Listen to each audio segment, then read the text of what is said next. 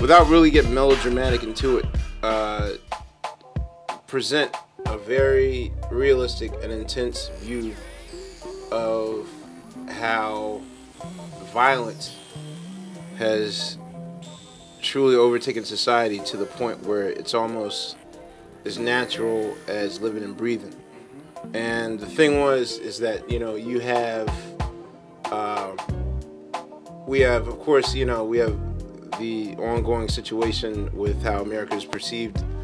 across the world and overseas with the war that we're in. But until a few weeks ago, especially with the footage on television now, not many people are too aware of the violence that has overtaken Philadelphia. And it's really to a point where it is, like, I can definitely say, like, it has affected all of our lives. Like, not some, well, okay, you know, we've been in the rap game for 17 years, we all got good cribs, so we're all great, you know, because really, truly, none of us are good unless everyone around us is good. So, you know, there's always a situation of, like, you know, of you get that call on the road and your cousin got knocked up or something, or, you know, I won't say it's a situation where you could just randomly walk outside and, you know, an arbitrary act of violence will just occur before your eyes, but everyone's on edge right now, and that sort of futuristic society that was envisioned back then is pretty much evident now. It's funny you use the word color and texture, because for half a second we were going to call the record synthesia. It's the whole object, it's the whole idea of a color actually presenting some sort of idea, like black representing evil, or red representing blood, or, you know,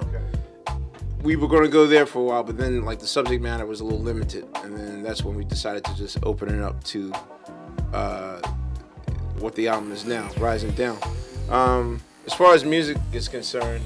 I'll say that the instruments that we've normally been associated with, you know, the upright bass, the Fender Rhodes, that type of stuff, that gives you a fuzzy, warm feeling inside. And I wanted to, at least for us to be able to show, well, first of all, artistic growth, because every Roots album has to be some sort of a shocking surprise moment that makes people say, oh my God, I didn't know they were coming like this.